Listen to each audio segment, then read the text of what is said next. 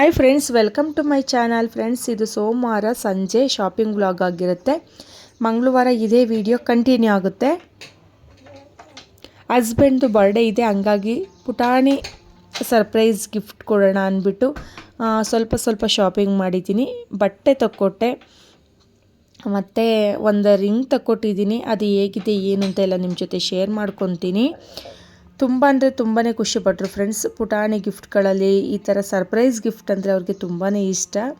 ಇದು next day continuation vlog friends. ಇದು ಮಂಗಳವಾರ, ಅವ್ರ ಬರ್ಡೇ ಇದೆ ಇವತ್ತು.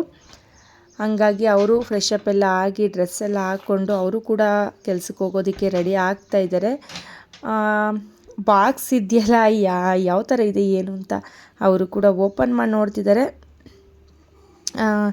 ಒಂದು ಸಿಲ್ವರ್ ರಿಂಗ್ ತಗೊಟ್ಟಿದ್ದೆ ಫ್ರೆಂಡ್ಸ್. ತುಂಬ ಅಂದರೆ ತುಂಬ ಚೆನ್ನಾಗಿದೆ. ಡಿಸೈನ್ ಕೂಡ ತುಂಬ ಅಂದರೆ ತುಂಬ ಚೆನ್ನಾಗಿದೆ. ಸಿಂಪಲ್ ಆಗಿದ್ರೂ ಲುಕ್ಕಾಗಿ ಚೆನ್ನಾಗಿದೆ. ಒಂದು ಸಿಲ್ವರ್ದು ರಿಂಗ್ ತಗೊಟ್ಟಿದ್ದೀನಿ. ಅವ್ರ ಕೈಗೂ ತುಂಬ ಚೆನ್ನಾಗಿ ಕಾಣಿಸ್ತಿತ್ತು. ಮತ್ತು ನಮ್ಮ ಬಾವನ ಮಗ ಅಂದರೆ ಅವ್ರ ಅಣ್ಣನ ಮಗನೂ ಕೂಡ ವಾಚ್ ಗಿಫ್ಟ್ ಮಾಡಿದ. ಅದು ಕೂಡ ತುಂಬಾ ಕಂಪನಿ ವಾಚು, ತುಂಬಾ ಚೆನ್ನಾಗಿದೆ. ಖುಷಿಪಟ್ಟರು. ಮೇಯ್ನು ಅದೇ ಅಲ್ವಾ ಬೇಕಾಗಿರೋದು. ಎಷ್ಟು ದೊಡ್ಡ ಗಿಫ್ಟ್ ತರಲಿ, ಚಿಕ್ಕ ಗಿಫ್ಟ್ ತರಲಿ, ಅವ್ರ ಮುಖದಲ್ಲಿ ಒಂದು ಸಂತೋಷ, ಒಂದು ನೆಮ್ಮದಿ ಇದ್ದರೆ ಅಷ್ಟೇ ಸಾಕು. ಎಲ್ಲರಿಗೂ ಅಷ್ಟೇ. ಅವ್ರು ಏನು ಹೇಳಿದ್ದಾರೆ ಕೇಳ್ಕೊಬರೋಣ ಬನ್ನಿ. ನೋಡೋದ್ರಲ್ಲ ಅವ್ರು ಎಷ್ಟು ಖುಷಿ ಪಟ್ಟಿದ್ದಾರೆ. ಚಿಕ್ಕ ಗಿಫ್ಟ್ಗಳಲ್ಲಿ ಎಷ್ಟು ಖುಷಿಪಟ್ಟರು. ಅವರು ಕೂಡ ಕೆಲಸಕ್ಕೆ ಹೋದರು. ಫ್ರೆಂಡ್ಸ್, ಇವತ್ತು ಹಸ್ಬೆಂಡು ಬರ್ಡೇ ಇದೆ. ಬೆಳಗ್ಗೆನೇ ಎದ್ದಿನ ಎಲ್ಲ ನೀಟಾಗಿ ಒರೆಸ್ಕೊಟ್ಟೆ, ಪೂಜೆ ಮಾಡಿಬಿಟ್ಟು ಹೋದರು. ಬರ್ಡೇ ಗಿಫ್ಟ್ಗೆ ಏನು ಕೊಟ್ಟಿದ್ದೀನಿ ಏನು ಎಲ್ಲ ನಿಮ್ಮ ಜೊತೆ ಶೇರ್ ಮಾಡ್ಕೊಂಡಿದ್ದೀನಿ. ಇಷ್ಟ ಆಗಿದರೆ ಒಂದು ಲೈಕ್ ಮಾಡಿ. ನನಗೆ ಅಂದರೆ ಒಂದೇನಾದರೂ ಕೊಡಿಸ್ಬೇಕು ಅಂತ ಇತ್ತು. ಹಂಗೂ ಅದಕ್ಕೋಸ್ಕರ ಒಂದು ಸಿಲ್ವರ್ದು ರಿಂಗ್ ಕೊಡಿಸ್ದೆ, ಸ್ಲಿಪ್ಪರು ಮತ್ತು ಬಟ್ಟೆ ತಗೊಟ್ಟಿದ್ದೀನಿ.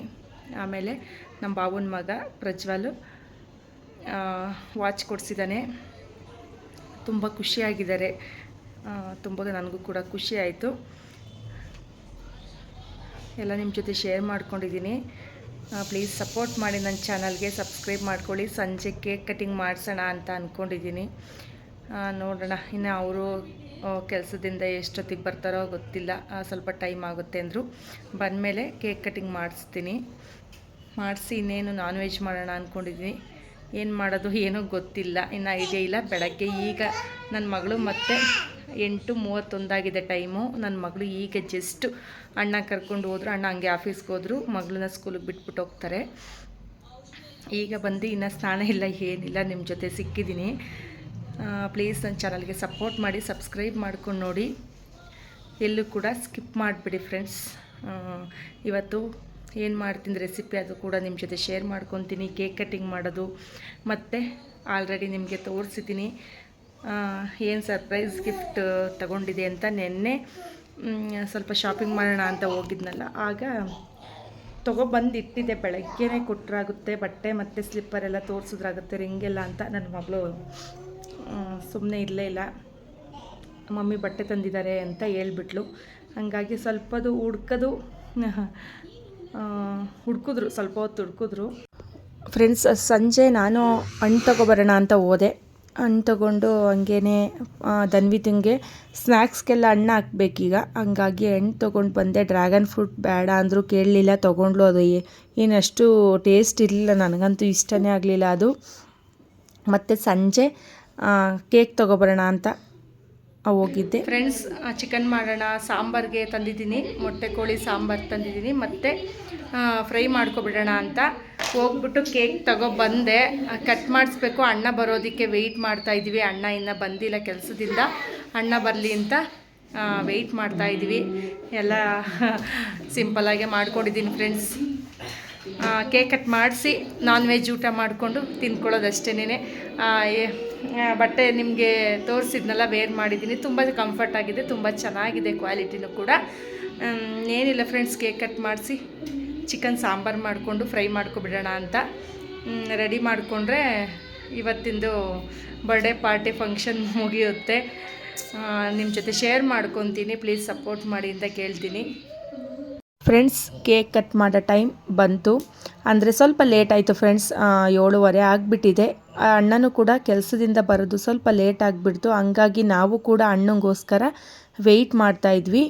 ಅವರು ಕೂಡ ಬಂದರು. ಬಂದಮೇಲೆ ಅವರು ಫ್ರೆಶ್ ಅಪ್ ಎಲ್ಲ ಆಗಿ ಕೇಕ್ ಕಟ್ ಮಾಡ್ತಾಯಿದ್ವಿ.